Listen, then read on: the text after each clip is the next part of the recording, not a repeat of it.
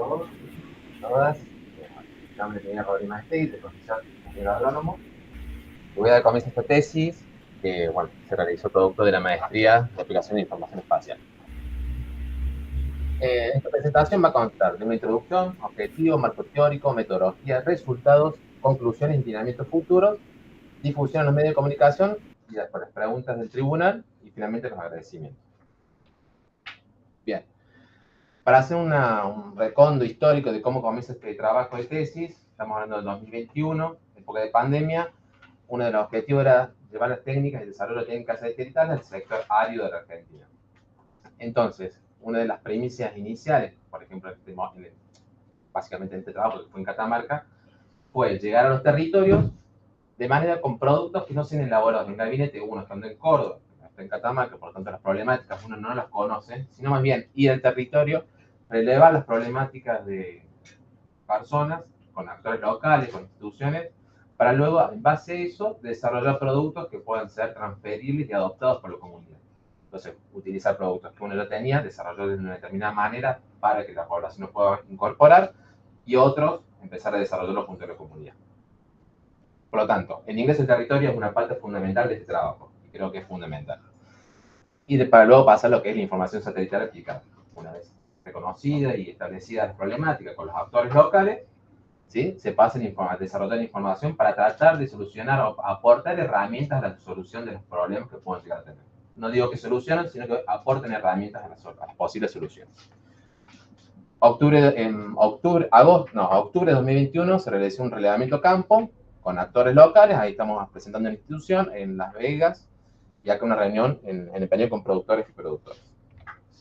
Bien, les hablé un poco, anticipé que estamos hablando de Catamarca y ahora les voy a contar un poco las características del territorio. Esta es la provincia de Catamarca, esta es los límites, y este es el departamento de Antofagasta de la Sierra, el departamento más grande de la provincia de Catamarca, 28.000 kilómetros cuadrados. La ciudad más cercana se encuentra a 260 kilómetros, que es Vélez, y San Fernando de Catamarca, que es la capital, se encuentra a 590 kilómetros de distancia. Desde Belén hasta Antofagasta de la Sierra, que es el centro núcleo donde se realizó este trabajo, estamos hablando de un camino de cordillera. ¿Sí? Como ven en el paisaje, montaña, cordillera de los Andes. Por lo tanto, el aislamiento geográfico que tiene la comunidad es alto, aunque ahora han mejorado mucho los caminos para el ingreso al lugar. Estamos hablando de una región que es de la Puna, donde tenemos una altitud entre los 3.200 y 4.500 metros sobre el nivel del mar. Esto es a la altura en la que vemos, en lo que se ha realizado el trabajo, ¿no? La Puna varía sus alturas dependiendo del lugar. Es una zona árida, extremadamente árida. Estamos hablando de precipitaciones inferiores a los 100 milímetros anuales. Por lo tanto, las precipitaciones en forma de agua es prácticamente escasa. Temperatura, menos 20 grados de noche y llegando a los 20-30 de día, dependiendo de la época del año, pero los rangos de temperatura, las amplitudes térmicas que se presentan en la zona es un primario, repito, con una amplitud térmica muy elevada. Y de nuevo, la vegetación que predomina en estas alturas es de ciperáceas y gramíneas en suelos hidromorfos, o sea, en suelos que están parcialmente saturados o totalmente saturados. Este es el salar Antofalla, como para que se guíen, que es el salar más largo del mundo. Bien, y la zona de trabajo está en parte del departamento de Antofagasta. Bien, se me pasó. Aquí hay una foto, una imagen de uno de los lotes de pastoreo de la región. ¿Por qué? Porque puse esta imagen. Las producciones y la población local se vale de producciones agrícolas, ganaderas, o sea, a partir de la cría de camellos, como llaman, para la carne, lo mismo que para la cría de ovino y carne. En cuanto a la producción de especies vegetales, se caracterizan laquinos, papines andinos y algunos que otros hortalizas. Y algunos lotes de viñedo que se han divisado. Hay una gran influencia del turismo por la mejora en los accesos al lugar. La cuestión del paisaje es sumamente importante para el turismo. Y también está todo el circuito minero que rodea la región, que tiene un gran peso en la zona. Bien, habiendo ido al lugar, habiendo relevado las problemáticas, una de las preguntas que me realicé para realizar la tesis es si la información satelital puede construir el manejo sustentable de los recursos naturales. Y de ahí surge mi objetivo. Lo voy a leer literal porque así lo tengo que hacer. Optimizar la gestión de recursos hídricos mediante el análisis de la dinámica de los humedales de altura y las relaciones que dinamizan el sistema antrópico, reconociendo los escenarios de actuación para el desarrollo eficiente y sustentable de las actividades productivas en la localidad de Antofagasta de la Sierra, provincia de Catamarca. ¿Bien?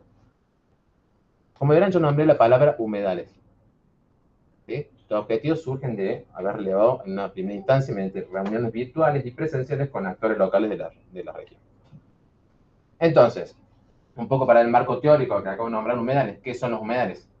Son áreas que se caracterizan por la presencia de agua en superficie, ¿sí? O en gran parte de suelo saturado. Y son reservorios de biodiversidad. Eso es clave. Donde sus dimensiones pueden variar. Por ejemplo, hay humedales en todo el territorio argentino. La laguna más chiquita es un tipo de humedal. Pero específicamente, los humedales en los que se realizó este trabajo son vegas cordilleranas. Se denominan vegas cordilleranas. ¿Cómo son estos humedales? Bueno, cuando uno va por el camino, cuando va ingresando al territorio, uno de repente se encuentra con estos verdaderos oasis. En el medio de la aridez extrema, un oasis, un vergel de flora, fauna y vegetación.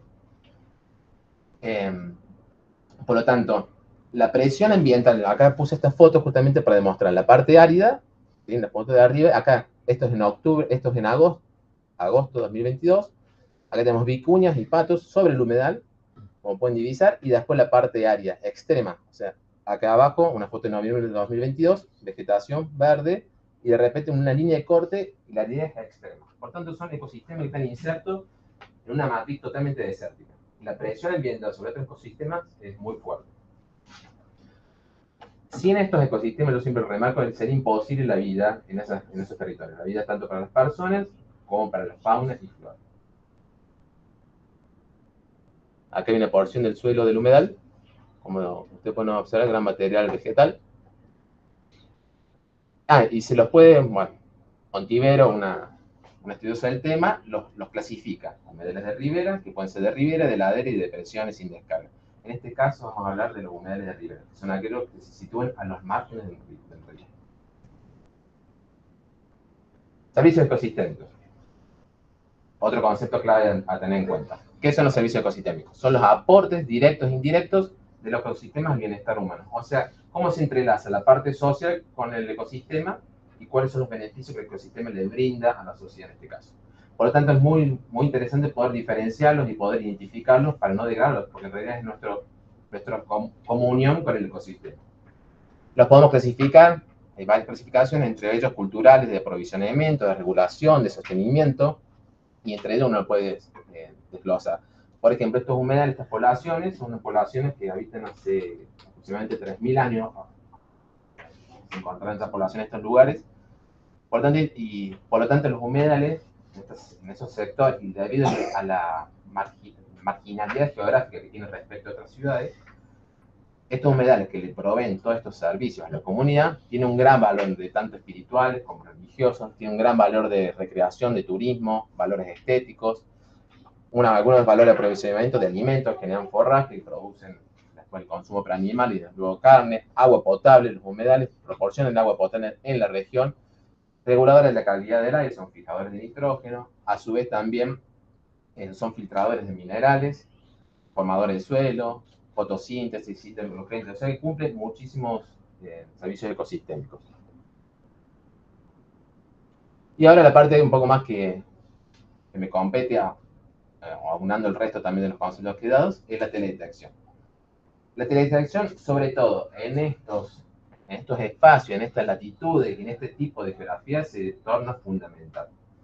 No es lo mismo ir a monitorear, como se ha realizado acá en la Pampa Húmeda, donde uno puede seleccionar en gabinete un punto a ir a monitorear y va a llegar con un camino de tierra, pero de mayor o menor medida uno va a llegar y va a poder realizar el trabajo.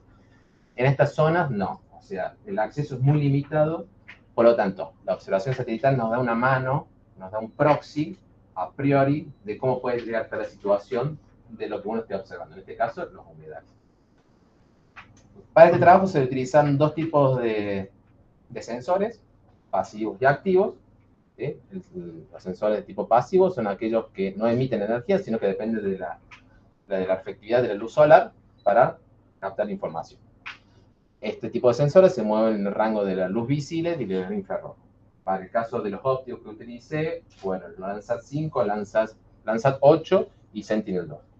Y en el caso de los sensores activos, como los AUCOM 1A y 1B, que lanzó la CONEL en 2018 y 2020, con radar de apertura sintética, son sensores que emiten su propia energía. Por lo tanto, emiten su energía, impacta en la superficie terrestre y vuelve con un backscatter o un efecto de retrodispersión, ¿no? Que luego es captado por el sensor nuevamente. Este tipo de sensores trabaja en el rango de microondas, más específicamente los AUCOM en banda L, una longitud de banda de 23 centímetros. Y otro concepto es la humedad del suelo. La humedad del suelo la definimos con la proporción de agua por unidad de volumen en una matriz que está compuesta por fracciones sólidas, de aire y líquidas, ¿no? Y acá hay un factor interesante que es el tema de la teledetección con la humedad del suelo. Hay una propiedad que logra captar los sensores satelitales, específicamente banda, en este caso los AUCOM banda L, que es que a medida que aumente la humedad, aumenta el movimiento de partículas libres y por lo tanto aumenta la constante dieléctrica, haciendo que el coeficiente de retrodispersión de la energía liberada por el satélite en el momento vuelva con una mayor intensidad. Y esta intensidad se pueda calcular. Para este trabajo se calculó a través del modelo de un modelo semi-empírico de suelo desnudo, en el cual las variables de ingreso eran la rugosidad y la relación de retrodispersión de esas polarizaciones del SAUCOM, para luego calcular por un proceso de inversión la humedad volumétrica que se está observando. Acá hay una imagen de SAUCOM, una de las propiedades que tiene SAUCOM, debido a que la banda es de 23 centímetros, tiene capacidad de atravesar el dosel de varios cuerpos de vegetación. Bien, habiendo hecho esta introducción, ahora le voy a pasar a explicar algunos productos y resultados de este trabajo. Primero voy a explicar los métodos de cada uno primeros métodos y resultados de cada uno de estos productos. De identificación de vegas, delimitación de cuencas y vegas, evolución temporal de la vegetación, mapas de cobertura de nieve, mapa de humedad del suelo para el sistema de vega y la interrelación entre la cobertura nival, el mapa de humedad y la vegetación. Bien, la pregunta era, ya tengo el territorio, se observó cuál es la zona a monitorear. Bueno, ¿cómo identifico las vegas con sensores satelitales? Para este caso, lo que se realizó fue utilizar los programas, la plataforma de Google Earth Engine y QGIS, para filtrar imágenes de sensor óptico Sentinel-2A y 2B, ¿sí? Con el que tiene una resolución espacial de 10 metros, para poder hacer una composición de bandas, porque acá lo que yo utilicé para identificar las vegas fueron dos técnicas. El indicador NDVI y después combinaciones de banda espectro. ¿Sí? NDVI, que es una combinación, una relación matemática de bandas, ¿bien? Y luego las bandas espectrales, que lo que hago es pasar distintas bandas del sensor por los canales rojo, verde y azul, canales del óptico, del visible, para obtener una imagen o una composición color que me esté acusando alguna estructura que estoy deseando observar. Bien, entonces con técnicas visuales y NDVI identifico vegas. Esta es la zona a monitorear. Y aquí miren, siempre recalco, visiblemente a simple vista uno no estaría viendo vegetación, o sería muy complicado identificar la vegetación con una imagen de color natural. Y aquí con un NDVI podemos identificar las zonas donde se presenta vegetación. ¿Sí? Por lo tanto, el NDVI ha sido un indicador que ha resultado muy efectivo. Y acá, esta utilización de las bandas también fue muy efectiva, y por supuesto es muy efectiva haber ido al territorio y a reconocer las estructuras, porque desde gabinete, sin conocer la zona y las problemáticas que quiero observar, es imposible. Hice tres combinaciones, donde se pasan las bandas del sensor, primero la combinación natural, que son las bandas del sensor Sentinel-2, los paso por los canales, la banda 4, 3 y 2, y me da una imagen color natural.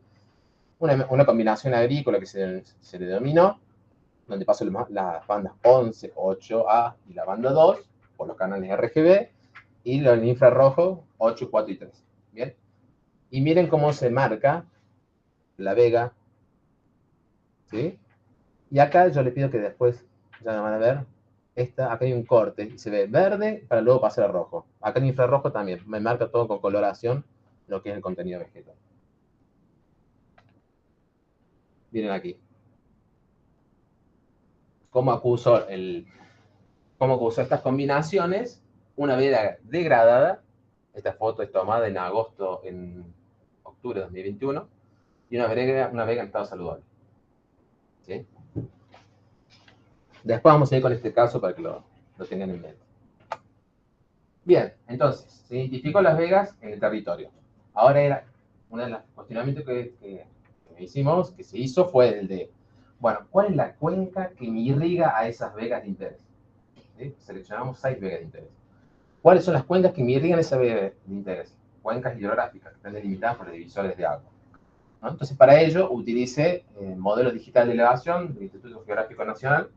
Ahí descargué las hojas del mismo, generé un mosaico primero de toda la provincia, como para tener una idea general de la provincia y las altitudes, para luego seleccionar bien la zona donde se estaba realizando el trabajo. Para esto utilicé el QGIS con módulo de GRASS, que era el RFill, el RWatersheet y el RWaterOutlet, para generar las cuencas hidrográficas que me irrigan a cada vega y otros mapas a partir de información de los modelos digitales de elevación.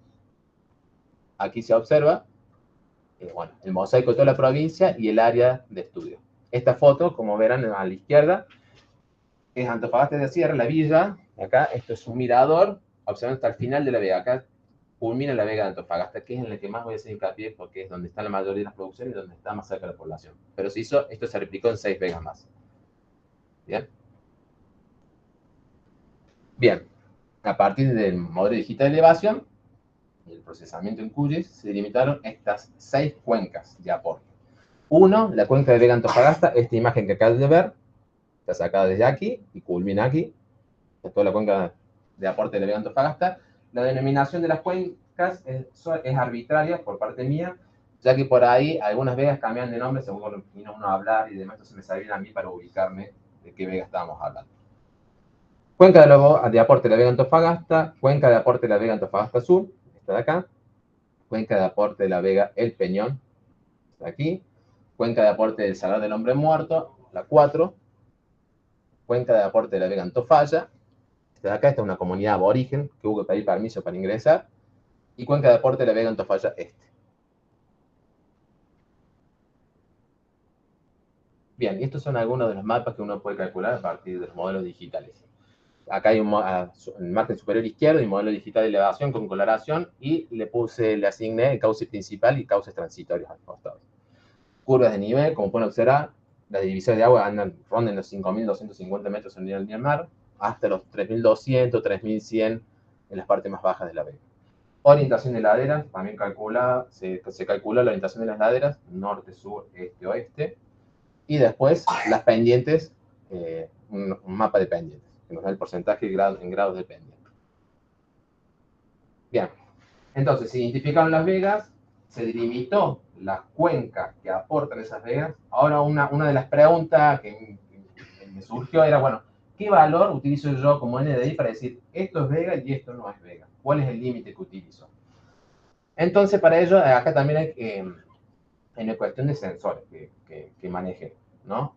Porque en la bibliografía yo había leído un trabajo de Wurtz en San Juan que habla de un NDVI con un conocimiento empírico de él de 0.28. Pero yo, aprovechando que la posibilidad de realizar campañas a campo, digo, bueno, voy a tratar de calcular yo en las zonas porque las conozco y puedo asignar zonas donde sé que hay vega y poder calcular valores de NDVI. Para esto quise hacer un histórico. Entonces, dejé de utilizar las imágenes Sentinel porque no tenía mucha cantidad de años, desde 2014 creo que se lanzó Sentinel. Entonces quería utilizar la colección Landsat para utilizar un histórico de imagen de 1986. Entonces recopilo de 1986 hasta 2021, que fue el corte de este trabajo, para esta tesis, todas las imágenes del Landsat entre 5 y 8, que se situaran en un lugar de interés que yo le asignaran entre la fecha 1986 y 2021 en el rango de noviembre a febrero. ¿Ah? Entonces yo voy a tener las imágenes de noviembre a febrero, Landsat 5 y 8, de Landsat 5 en 1986, voy a tener todas esas imágenes y así en cada ese rango de meses. Posterior a eso, bueno, y le aplico un filtro de nubosidad, ¿no?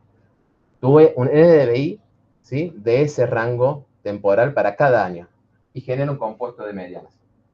Por lo tanto, obtengo de cada año un compuesto de medianas, por lo tanto, obtengo 35 imágenes, que son 35 años para procesar. En la zona donde se estuvo midiendo y se vio que era vega, asigné ROIs lo más homogéneos posible, ¿sí? O sea, regiones de interés. Y a cada una de esas ROIs, que son estas 4 que vamos a ver más adelante, les atravesé todas las imágenes de 1986 hasta 2021 para ver cómo era el comportamiento del NDVI en esos sectores. Y la pregunta era, bueno, ¿cómo iba a asignar el NDVI? Bueno, las imágenes, el ROI que me diera un menor valor, lo iba a tomar como el límite inferior. ¿Sí? O sea que a partir de ese valor que me diera el ROI con menor promedio de NDVI para todas las medianas, lo iba a tomar como límite inferior para calcularlo.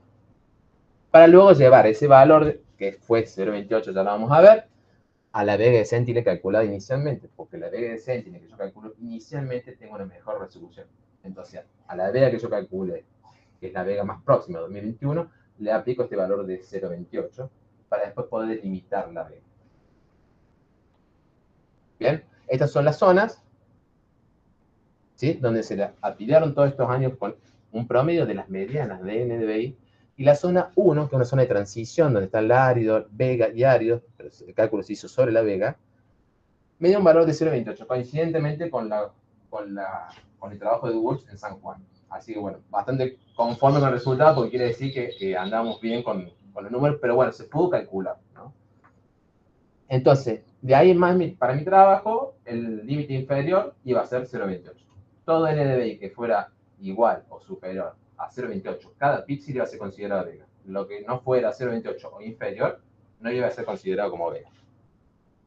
¿Por qué? Porque yo necesitaba delimitar la vega para poder extraerla de la cuenca y poder utilizar esa máscara para realizar cálculos solamente sobre la vega. Pues si yo hago cálculo en NDVI sobre todo en una cuenca, voy a tener un valor muy bajo porque me está considerando la cuestión del área. ¿Sí? Acá esto es una máscara binaria. Esto es una máscara binaria, donde lo blanco es vega, lo negro no es vega, y acá, bueno, le cambié el color de blanco a verde, nada más que para eso. Y aquí tenemos la cuenca con todo el límite de vega. ¿Sí? Bien, se identificaron las vegas, se delimitó la cuenca, se delimitó las vegas, y ahora quería hacer un análisis temporal sobre esa vega. O sea, iba a utilizar la máscara recientemente elaborada para cruzar toda la vegetación, cómo se comportó desde la secuencia de 1986 hasta 2021, con los sensores Landsat 5 y Landsat 8. De nuevo, utilizo esta máscara y le asigno 5 metros de buffer. O sea, a esa vega le asigno un ancho más de 5 metros para no subestimar algún año que pudo haber tenido una superficie mayor. De nuevo, cruzo la colección Landsat 5 y 8, la ROI, las épocas son las mismas, 2086, 2021, noviembre, febrero, un filtro de nubosidad, de nuevo, un compuesto de medianas, una única colección de NDVI, y genero un análisis multitemporal del comportamiento de la vegetación en la vega. No, gracias, voy a tomar agua.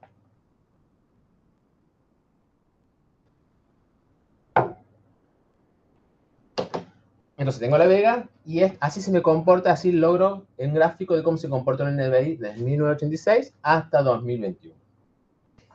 Y esto para seguir jugando con técnicas satelitales, digo, bueno, asigné 3 momentos temporales que me parecían que había un cambio. Este momento, este y este. Así que ya la vamos a ver. Aquí está. De noviembre de 1986 a febrero de 2002, diciembre de 2003, noviembre de 2011 y noviembre de 2013, febrero de 2021. Para cada uno de este procesamiento se utilizaron 68, 36 y 47 imágenes, donde el promedio de NDVI para esto fue el siguiente, 36, 036 y demás. Y lo que hice fue calcular la cantidad de hectáreas con píxeles iguales o superiores a 0,28, que eso me indica que es vega, que me representaban esas series temporales. ¿Sí? Y los desgracé en gráficos. Miren cómo en determinados años ha ido variando, ¿no? Bien. Entonces, estudié el comportamiento de la vegetación. Ahora querés saber, bueno, esos cambios, ¿dónde se daban? ¿En qué parte de la vega se daban? ¿Cómo podía yo visualizarlo? A mí me interesa, sobre todo esta técnica de detección de cambio, la creo muy, muy importante, sobre todo para los pastoreos. Por ahí comparamos un NDVI de una temporada a otra. Esta técnica uno puede utilizar 3 imágenes, una temporada, uno puede agrupar como quiera. Acá fue arbitrario también de parte mía, pero esto nos serviría para identificar si en un periodo determinado cómo se comportó en el NDVI y en qué zona hubo variación comparándolo con otros dos periodos. De nuevo, utilicé estos tres tiempos temporales, noviembre 2001, 2002, noviembre 2005, febrero 2006, noviembre 2016, 2017. Se aplicaron los filtros, las colecciones Lanza, que de nuevo son sensores ópticos, ¿sí? Que generan un NDVI, un compuesto de medianas, y lo que hago es pasar cada estos rangos temporales por los sensores del rojo, por los canales del rojo, verde y azul, para que tengamos en visible. Esto no se me quedó mal. Bueno. Hago una combinación de canales en RGB para generar un mapa de detección de cambios. Bien, estos son los momentos calculados en NDVI dentro de la vega. O sea, yo acá ya usé la máscara, calculé el NDVI y quiero ver en qué momentos hubo cambios en la vegetación dentro de la vega y ubicarlos espacialmente. Bien, y esta es la correlación resultante. Como verán, voy a contar los casos más extremos, pero no me haría los sección rojo, ¿sí? ¿Qué es lo que me indica? Que en el tiempo 1, ¿sí?, había presencia de vegetación, o sea, píxeles con NDVI iguales superiores a 0,8, y los tiempos 2 no, cayeron. Como se ven acá, el cálculo, en el primer tiempo había 0,52 y los otros dos decayeron. Uno que puede inferir acá que se puede ver a cuestiones ambientales o antrópicas. Eso es para analizar. Hay que analizar esos momentos temporales para saber a qué se debió esos cambios. Pero esto nos está acusando algo y nos lleva a replantear y analizar a qué se debió esto. Puede haber sido una sequía o que se puso a pastar ganado en este sector con mucha carga animal y produjo que después el suelo quedara desnudo, y bueno, y con el consiguiente retroceso en la condición de la vegetación de la vega. Por ejemplo, los sectores blancos, que después más adelante vamos a volver a ver, el NDVI fue alto. ¿Sí? Hubo presencia en los tres momentos que yo compartí y se comparó. Fue alto. ¿Sí? Bueno, y así uno va jugando con, por ejemplo, el violeta fue alto, bajo y alto, como en esta parte. O sea, en tiempo 1 hubo una presencia de NDVI interesante, en el tiempo 2 no, y en el tiempo 3 sí. Entonces esto nos ayuda a ubicarnos espacialmente sobre los efectos de los momentos que estoy analizando en la vega. Bien, ¿y se acuerdan del caso que vimos al comienzo, que se notaba con la combinación de bandas, este rojo de aquí? Bueno, esto es la cuenca que se delimita, la cuenca del Salar del Hombre Muerto, denominación mía, con la Vega Salar del Hombre Muerto, denominación mía, pero lo interesante acá, bueno, en este lugar le llaman la Vega Trapiche, ¿no? Que ahí lo puse en paréntesis. Dije, bueno, está degradada la Vega, ¿a qué se debió? ¿Si fue una cuestión ambiental o fue antrópico? Entonces, lo que hice fue dibujar un ROI sobre la Vega, que está degradada, y hice un análisis temporal de nuevo. Utilicé la serie Landsat 5 y 8 de 1986 hasta la actualidad, para ver cómo se había comportado ese NDVI en este ROI que yo marqué. Y el comportamiento fue el siguiente. Valores de NDVI altos, olvídense de esto, porque acá yo estoy agarrando, cuando hago el ROI, parte del área. Me interesa el comportamiento de cómo se registró acá. NDVI alto, para luego decaer, y recién a partir de 2014 volver a subir, a mejorar un poco el NDVI. Entonces, bueno, la pregunta que me hice, bueno, ¿cuándo ingresó a la minera? Porque hay una minera acá. Esto es un sector de minera. Googleando encontré la fecha en que había ingresado a la minera, que fue en 1998. Entonces, ¿qué hice? Bueno, voy a comparar esos tres momentos temporales. Antes del ingreso a la minera, en el ingreso justo de la minera y posterior. Para ver a qué se daría el cambio. Si realmente se respetaba este color rojizo, me acusaba que antes había y después no. Y bueno, sí, obviamente tal cual, como verán, no, ya está esto. La minera acá, estas son fotos de octubre de 2021. Está en recuperación. Acá lo que hacen para recuperar la vega es cercarla para que los animales silvestres no accedan a la vegetación que se están recuperando. Algunas partes de vegetación las ponen en jaulas para que pueda florecer y después semillar y germinar en la zona. Literalmente se ve como quemada. Pareciera un lugar totalmente quemado. Y otra cosa que yo remarco es que la degradación puede ser rapidísima. O sea, la degradación de estos sistemas, estos ecosistemas, es muy rápida. La presión ambiental es muy fuerte. Por lo tanto, la recuperación, estoy hablando de 2014, y todavía no se llegan a los valores actuales, llevamos 10 años, la recuperación es muy lenta. muy lenta, extremadamente lenta. La presión ambiental, repito, es muy fuerte sobre este ecosistema. Entonces, ¿qué remarco con esta técnica? Bueno, el utilizar una serie temporal también puede ayudarte a encontrar en qué momento hubo algún evento o cuestión antrópica que afectó. Si no hubiésemos tenido los Landsat, yo no lo hubiese podido identificar. Bien, recurrencia de vegetación. Identificamos dónde se producen las alteraciones en el NDVI. Ahora se quería observar cuánto tiempo permanecía la vegetación en la vega.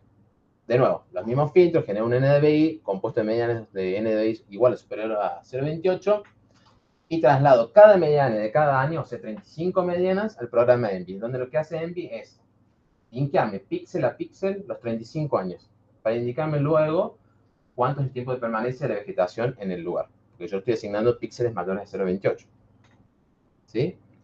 Ya que tenemos el mapa de recurrencia. Lo más rojizo, 0,5 años hasta 31 o 35 años en las zonas verdes. ¿Sí? O sea, que en La Vega hay mucha permanencia de la vegetación con NDVI alto en esta zona, que es lo que nos acusó la detección de cambios, que eran zonas más blanquecinas, y en este sector, ¿sí?, es donde la vegetación varía, no llega a tener un periodo de permanencia más entre los 0 y 5 años, píxel a píxel, ¿no? Y aquí hay una imagen, esta imagen es justo de esta zona, y esta la puse porque está en diagonal, es tomada desde este ángulo, toma parte de La Vega, y aquí se encuentran los dos volcanes, Antofalla y Belúmero. Esto también puede servir para tomar medidas de cómo realizar un pastoreo, en este caso. Bien, identificamos Las Vegas, asignamos sus cuencas, las delimitamos, un mapa de recurrencia, donde se producen los cambios. Bueno, ¿qué me nutre esas vegas? ¿Qué me irriga a esas vegas? ¿Cuál es el aporte? ¿Dónde me llega? Bien, de ahí surge el tema de los mapas de cobertura de nieve. Entonces, de nuevo, utilizando la serie Landsat, que es lo que mayor serie temporal tengo, genero un mapa de nieve. ¿Cómo? Filtrando, de nuevo, de 1986 a 2021, pero en este caso, desde mayo a septiembre, de todas las épocas invernales. Para generar un índice, que en este caso ya no es NDVI, lo que estoy observando ahora son píxeles que me acusan presencia de nieve. ¿Cómo es? Mediante el índice normalizado de nieve, el ND6, donde también hago una combinación de bandas y genero valores de cada píxel, los cuales me dicen valores iguales o superiores a 0,4 los voy a tomar como nieve y valores inferiores a 0,4 no nieve.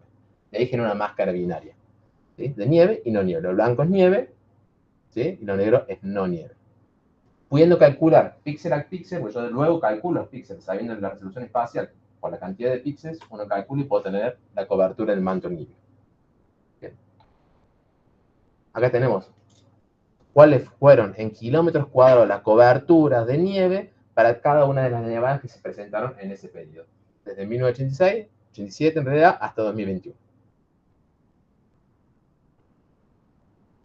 Acá hay una, que es la de junio, tomé el azar, esta nevada grande, de 2017,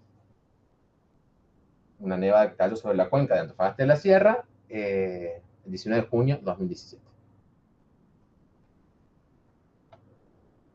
Bien, otra de las cuestiones de técnicas, de aplicar las técnicas satelitales que uno puede llegar a hacer, es, en este caso, es saber dónde pueden llegar a estar orientados los píxeles de nieve que han caído en las cuencas, en la cumbre de estas cuencas.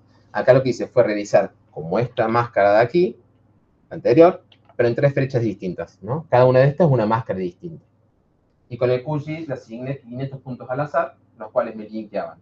El punto me linkea la máscara de nieve con, ¿se acuerdan el mapa de orientación de laderas que se hizo en un comienzo? Con el mapa de orientación de laderas, indicándome en qué orientación cayó ese punto al azar que tomé para la nieve, ¿no? Lo utilicé en 3 fechas distintas, o sea, fue arbitrario mío, solamente como para jugar con una técnica del tipo satelital, y me dio que la mayoría de los puntos cayeron en laderas que están orientadas al sur, sureste, salvo la de junio que vimos al principio, que por la cantidad de nieve caída cayeron en laderas también del norte. El tema de la orientación también nos sirve saber de cómo se va a funcionar esa nieve. La nieve que cae, sobre todo en laderas del sur, se va a funcionar de manera más lenta que en laderas del norte o con otra orientación, ¿no? Bien. Y acá lo que hice fue lo mismo que realicé con NDVI. A esa serie temporal la fraccioné en 3 momentos temporales. Noviembre de 1986 a febrero de 2002, diciembre de 2003, noviembre de 2011 y noviembre de 2013, febrero de 2021. Para este cálculo se utilizaron 155 imágenes en la primera, en la segunda 82 y 117. Y se calcula la superficie, o sea, píxeles mayores de 0,4 en el valor de NDCI y se multiplica la cantidad de píxeles según su resolución espacial, obteniéndolo en kilómetros cuadrados. Acá de nuevo, para cada rango temporal. Y listo. Bien. Mapa de humedad de suelo. Entonces tenía lo que me aporta el recurso hídrico a las cuencas. Tengo la composición vegetal de las cuencas, un análisis del comportamiento de la vegetación. Bueno, había que buscar una cuestión intermedia, porque a mi entender y en mi cabeza desde Córdoba, yo entendía que la nieve en las cuencas se produce una fusión, aumenta la humedad de las vegas, aumenta, y eso produce luego también que el vigor y la planta puede incorporarlo y obtener el vigor. Entonces, bueno, uno de los factores a estudiar era la humedad del suelo. ¿Cómo se realizó el mapa de humedad del suelo?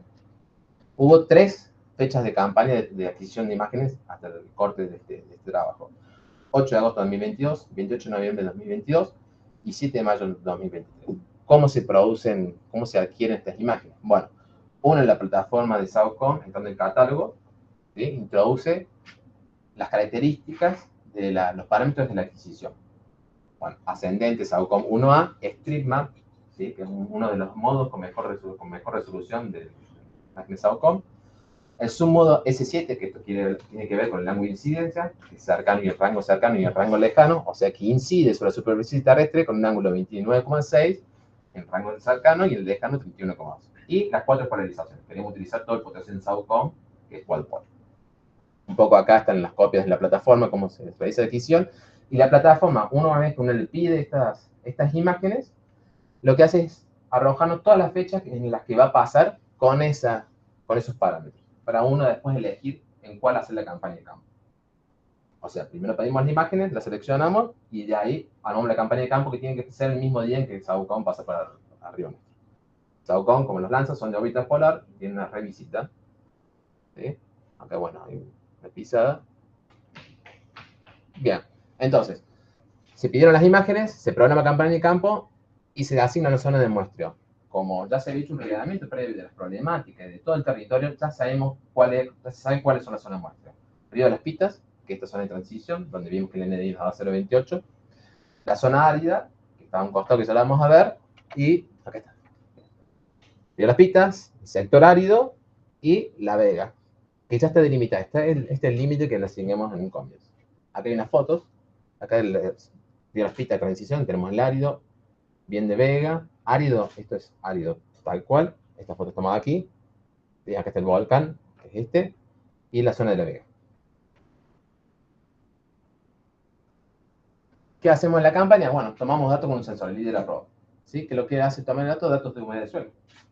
¿Cómo? Mediante la constante real imaginaria, tomamos un punto GPS, o sea que en cada punto GPS en la campaña de campo nosotros realizamos 3 mediciones alrededor. O sea, tomamos un punto GPS y tomamos 3 mediciones en un radio de 50 centímetros a 1 metro, para luego promediar sus valores y no quedarnos con uno solo. Cada tantos puntos GPS, lo que se hace es extraer una muestra de suelo. ¿Sí? En una probeta, en este caso de 100 centímetros cúbicos, cilíndrica de metal, se extrae una muestra de suelo y se pesa, obteniendo el peso húmedo de esa fracción de suelo. Ya tenemos una campaña de campo con todas estas mediciones que observaron anteriormente, todas estas y más. Y se llega al laboratorio. ¿Qué es lo que se hace con las probetas? Estas de metal, con el peso húmedo, se la manda a horno, se la lleva a un horno a 110 grados durante 24 horas y se obtiene peso seco. Entonces se hace la relación entre peso húmedo y peso seco, obteniendo un valor de humedad, en ese caso. Y ahora viene el tema de la curva de permitividad. Estos sensores están calibrados para una textura, ¿sí? Un triángulo de textura que se llama de franco, limoso, arcilloso, arenoso. No están, este sensor pues, justamente no está calibrado para lo que es un suelo de vega. Presenta una diversidad muy grande en su textura y estructura.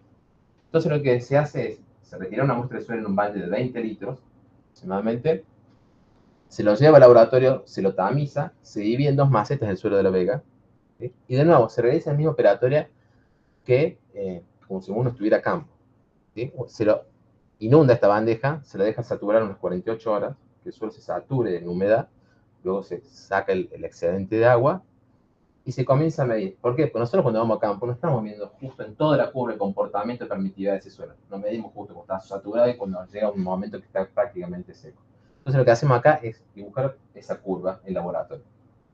Entonces, se mide en la mañana con se mide en la mañana con el sensor, se toman los datos de la humedad del suelo, se pesa la maceta, el peso de esa maceta, se lo lleva a unos 60 grados, a la tarde se lo vuelve a medir, se toman los datos con el sensor de esa humedad, y bueno, y así sucesivamente, bueno, de un día al otro se lleva a 30 grados el horno, para que no de repente no haga cambios bruscos en el peso y los datos de humedad, hasta que el peso prácticamente se vuelve constante, o el sensor ya no está arrojando valores cercanos al cero, ¿no? Entonces ahí lo que hacemos es dibujar una curva de permitividad, que en realidad es una polinomica de tercer grado, y lo que hacemos es los datos de campos tomados por el sensor los corregimos a un suelo de Vega. Los llevamos a esos valores. ¿Para qué? Para luego, con el modelo estimado, que es el modelo de O, con los datos AUCON y demás, ver cuánto se acercó a la realidad de campo. Vamos a ver eso. Generando, bueno, valor de humedad de campo y valor de humedad de suelo con datos AUCON. Estos datos sirven para calibrar el modelo. Acá hay una planilla de campo, dice 3 puntos nomás. Latitud, longitud, la humedad del suelo, es lo que están los 3 puntos, el promedio, el modelo cuánto dio en porcentaje, bueno, y el RMC, que es el root mean square, la raíz cuadrada medida del error. El total de estos fueron 36 puntos, un error absoluto de 7.25 y un RMC de 12.41. Cuando aplicamos la curva de permitividad a los datos del sensor, de los datos tomados a campo, ese error RMC y el error absoluto mejora, porque ya estoy tomando al sensor, estoy tomando datos como si fuera de una vega. Se corrigieron los datos del sensor a un suelo de vega.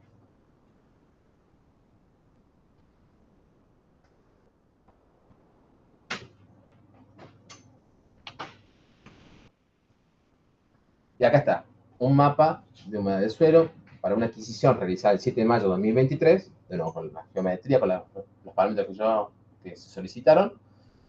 Zona del árido, ¿se acuerdan que esta es la zona donde se muestra? Zona de la Vega, toda esta zona, y la zona del gradiente del río Las Pitas. Miren la imagen del árido. Siempre pongo esta foto porque hay una canilla y es sorprendente y tiene agua. Y la Vega, que, bueno, todo el contenido vegetal que se encuentra. ¿Sí? La gama de colores va del 0 hasta 18% de humedad. En este caso, para esta imagen, en este momento. Entonces dije, bueno, tengo el aporte de nieve, o sea que el aporte del agua, la humedad del suelo, la vegetación. Tiene que haber una regulación, o estimo que se pudiera comportar de la siguiente manera. Tengo una cobertura nival determinada, la cual, luego de un proceso de fusión, se me va a expresar en la humedad del suelo en La Vega, que luego de aumentar esa humedad, la vegetación va a empezar a captar esa humedad y mejorar su vigor. Marco estas 3, que fueron donde seleccionaron, donde tengo variedades de campo. Se realizaron todos estos mapas de humedad del suelo, ¿sí? Donde se toman las medianas de La Vega y del árido, y se obtiene este gráfico. Tengo la cuestión nibia en kilómetros cuadrados, tengo la precipitación nibia, el manto nibio, un periodo de fusión, luego empieza a aumentar la humedad para descender, ¿sí? Y miren acá estos picos acá de nieve, es porque ha caído nieve, ha precipitado en forma de nieve, se producen picos acá en la humedad del suelo. Esta es La Vega, esta curva es La Vega, esto es el árido, ¿sí? Y esto es la nieve. Para luego comenzar de nuevo, acá hubo una gran nevada, pero hasta acá llegaron los datos, ¿sí? Entonces dije, bueno, acá tengo un comportamiento interesante entre esto, una fusión, aumento de la humedad, entonces me llevo a la curva de La Vega, ¿sí? Y la comparo con el N de Bay. Tengo el aumento de humedad en La Vega, pareciera que aumenta, ¿sí? El vigor, o sea, el N de ahí en los píxeles que registran 0.28 más. Luego La Vega tiene esos picos que fueron a causa de una nevada y aumenta la humedad, Pero en esta época de invierno, recordemos que las temperaturas son extremas, menos 20, menos 10, se congela el suelo, la vegetación parece un papel. No acusa píxeles mayores a 0,28. Para luego aumentar en noviembre, enero, febrero, producto de la fusión de la nieve, del aumento y también de la humedad de la vega. ¿Sí? Es como, estimo que se puede deber a eso. Hay un lote de cría de llamas. Bien. ¿Se acuerdan los 3 momentos temporales que se realizaron al principio? Estos 3 cortes, bueno, compare la superficie de la nieve con la superficie en hectáreas de la vega. Se sugiere que, por ejemplo, que a mayor manto nibio, o sea, mayor nieve caída de las cumbres, arroja un mayor nivel de agua, un mayor caudal de agua, ¿sí? Y se refleja en una mayor NDVI, o sea, mayor vigor en la vegetación de las vegas. Bien, conclusiones. Se identificaron problemas y objetivos claves en la investigación, favoreciendo el diseño de herramientas y técnicas que la población pueda adoptar con éxito. Eso es como una premisa de utilizar información que para nosotros puede ser sencilla. En esos lugares, en esos territorios, en esas comunidades y en el interior del interior, no hay información prácticamente. Entonces, cualquier dato que uno pueda aportar termina siendo muy útil. El empleo de técnicas de teledetección proporciona herramientas sólidas para la toma de decisiones en respuesta a los cambios ambientales y antrópicos. Otra cuestión que yo siempre aclaraba a la comunidad, nosotros se aportan herramientas, información técnica para luego las decisiones las toma la comunidad porque son los que conocen las problemáticas y pueden llegar a abordarlas. La delimitación de las cuencas y su análisis a través de mapas de cobertura animal, orientación ladera y cobertura vegetal permitió entender el comportamiento del ciclo hidrológico, esto es más o menos lo último que comenté. La delimitación y el estado de cobertura vega resultaron fundamentales para comprender su distribución espacial, causas de modificación, la dinámica de la vega varía según diversos factores, destacándose esto último que les comenté de las precipitaciones niveas en las cumbres de cada cuenca. Los factores antrópicos emergen como agentes que causan alteraciones abruptas en el ecosistema, lo vimos con el caso de la minera en el Salar del Hombre Muerto, cuya restauración se obstaculiza por la complejidad y lentitud inherentes al entorno del ambiente. La integración de datos SAR y ópticos, esto también siempre hago un remarco, no es mejor ni uno ni el otro, son complementarios, información complementaria que pueden darnos un óptico respecto a un SAR, un sensor, un radar de partículas sintéticas. Junto con la generación de series temporales. Acá yo lo nombré varias veces que las series temporales son claves. Depende de lo que uno quiere utilizar, lo que uno quiere monitorear, va a elegir el sensor. Emerge como una estrategia prometedora para examinar la variabilidad de la humedad del suelo y los indicadores de nieve y vegetación. Remarco esta serie temporal porque también es clave generar información rápido. Los sensores, los satélites tienen una vida útil, entonces siempre tenemos que tratar de utilizar rápidamente la información y generar resultados. Los resultados generados permiten sistematizar y acceder a una serie de productos que son transferibles a distintas vegas del territorio, facilitando su acceso y aplicación. Lineamiento futuro se continúa con la creación del mapa SAOCON. A medida que vamos realizando esta campaña de campo, se van mejorando las técnicas. Se pretende automatizar los productos satelitales en una plataforma de fácil acceso e intuitiva para obtención de la información de limitación vega, desarrollo de vegetación, cobertura nival y humedad del suelo. A nivel local, articulación con el municipio, a nivel local, con el municipio de Antofagasta de Sierra, el INTE, el Ministerio de Agricultura y Catamarca, para seguir desarrollando las producciones en la zona, y seguir aportando el desarrollo de las producciones en la zona con información satelital. Y a nivel provincial, hay una cooperación a causa de todo este trabajo, lo tengo que decir porque realmente es a causa de haber trabajado con la comunidad, se produce una difusión y una apropiación en algunos momentos de estas herramientas que proporciona una difusión muy grande, por lo menos a mi entender, para el trabajo que para nosotros nos parecía escueto, ¿no? Pero realmente ahora se ha formado a través del Ministerio de Inclusión Digital y Sistema Productivo una mesa de trabajo con la Universidad de Catamarca, el Ministerio de Ambiente, el INTA, el Ministerio de todas sus direcciones, para trabajar en conjunto con CONADE, para replicar estas metodologías de ingreso al territorio, relevamiento de problemáticas y obtener información rápida, sencilla y aplicable a todos los municipios de Catamarca. Entonces, bueno, estamos tratando de trabajar en eso. Hace un mes tuvimos una reunión y ya están por comenzar a hacer el papelerío para los convenios. Acá un poco de difusión, lo fundamental de los medios de comunicación, ¿sí? Difusión gráfica, radial, televisiva. Acá estamos reunidos en San Fernando de Valle, Catamarca, con todo el INTA, Ministerio de Ambiente, Universidad de Catamarca. Y este último le pongo que es hace un mes, donde acá está el ministro de Inclusión Digital y Sistema Productivo de la provincia de Catamarca, con parte de las direcciones dentro del ministerio, y acá justamente se está explicando el tema de la vega. Estaba siendo degradada por Villa. ¿Sí? Acá algunas imágenes de actividades, pensando en la parte área, en la parte de vega, la muestra de suelo, esto como para que se den un pantallazo de cómo es el trabajo.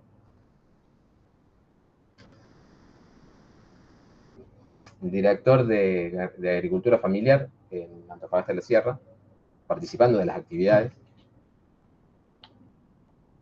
Acá estamos en Ganadería, el director de Ganadería de Catamarca, el responsable de la zona, la secretaria de Planeamiento de Antofagasta de la Sierra y el director de Ambiente que nos acompañó y estuvo en varios de los momentos de toma de muestras y procesos de relevamiento de datos. Acá estamos en el intendente de Antofagasta de la Sierra, el director de Ambiente, la directora de Turismo, comentando un poco los avances en el territorio. Esto es en Antofalla, la comunidad Atacamé, no me va a salir el nombre, así que una comunidad aborigen, que hubo que pedir permiso para ingresar. Y bueno, después de explicar y entender un poco cuál era nuestra necesidad, bueno, ingresamos y acá estamos con los productores. Presentando en el Club San José, en Antofagasta de la Sierra. Y como siempre digo, bueno, como nos abren las puertas, realmente nos abren las puertas, se preocupan de que podamos realizar el trabajo de la mejor manera, de que este trabajo tenga su éxito, porque realmente puede llegar a generar cambios en la localidad. Se los invita también a que conozcan quiénes somos, quiénes son los que aportan, por qué hay detrás de todo esto. Entonces, bueno, llegó el intendente de Antofagasta de la Sierra, el ex intendente, actualmente ya es otro, el director de Ambiente, bueno, nos hicieron una visita precisa.